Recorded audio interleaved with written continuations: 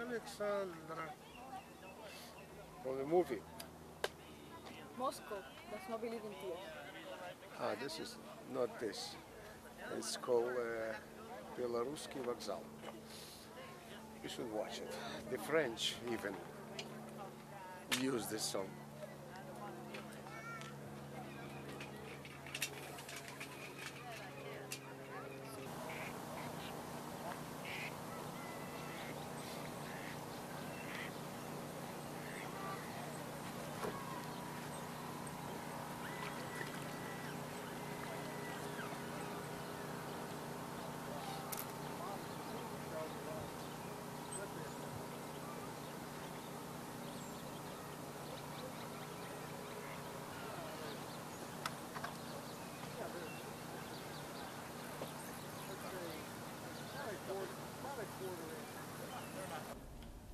A gallery, you said?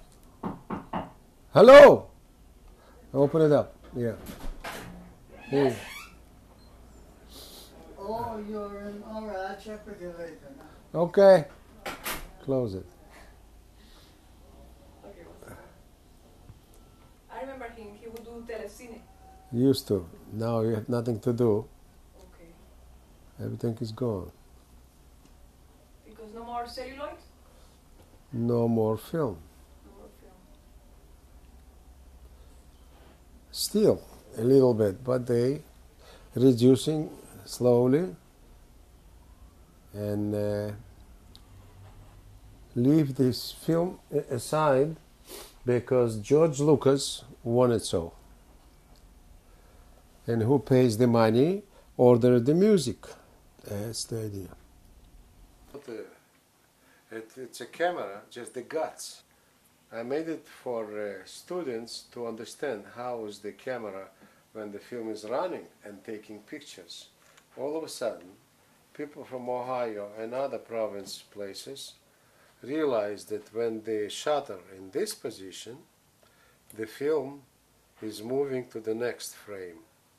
And when the shutter comes to another position, the film takes the picture. And comes the other side of the shutter, and again the film starts to move down, next frame. And this way is 24 or even more frames per second. In other words, the film is not running constantly, but it runs and stops every frame. And we know from about the 40s that 24 frames per second, this is the right speed for a normal, natural movement of anything. And this is the loop that I made that will run without reloading it. So, and I made it can run from a battery, regular battery, 8.4 volts, as the ARIES is working. Of course, this is variable speed motor, and I can make it run about 7 frames per second or 48 frames per second. It used to be very popular between the teachers. Now with this digital, nobody needs it.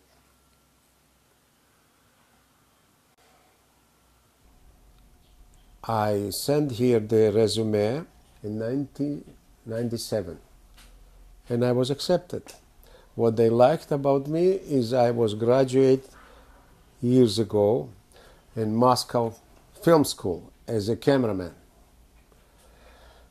I worked on many Soviet, as you guys like to say, movies. Soviets is like for the educated Americans, but it's Russia. Doesn't matter what kind of regime, it's Russia. Because the majority of the nations in Russia is Russians. Why I left Russia could be a question. Because I'm a Jew, ugly, dirty Jew. And I managed to graduate from this film school after work. It's called night school. And when I received the diploma, I didn't have the right to be any titles. I asked many of the authorities in the most film studios why. Nobody could answer straight because everybody was afraid of everybody. This is camera called TC, the first Ariflex camera made in 1936, and the Nazis and other people used it during the war. So, the simplest, the smallest 35mm camera today even. So, doesn't matter how I see the Germans, but they're geniuses in mechanics. Very simple, easy to use, and pretty tough little camera. He only mentioned one film, no? He mentioned it's called Watch Out the Car. It was a comedy. The director was Eldar Ryazanov.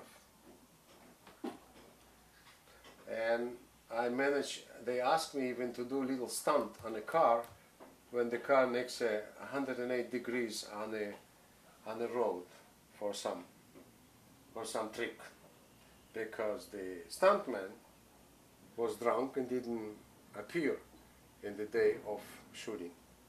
So I offered myself, and they took a risk, and I did the stunt on a car. I used to be a professional driver, so I took the risk. One hand, they don't like the Jews being in Russia.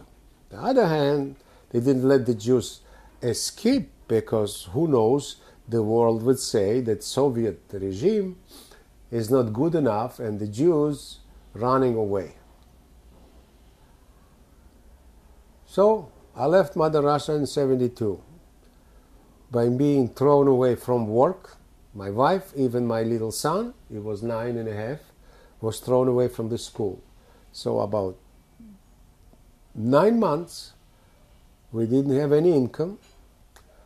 We were hungry, and outside from the 8th floor of my building, always a black Volga, a car, was staying there, watching. What they watching, nobody knows. But they kept themselves busy. This is KGB.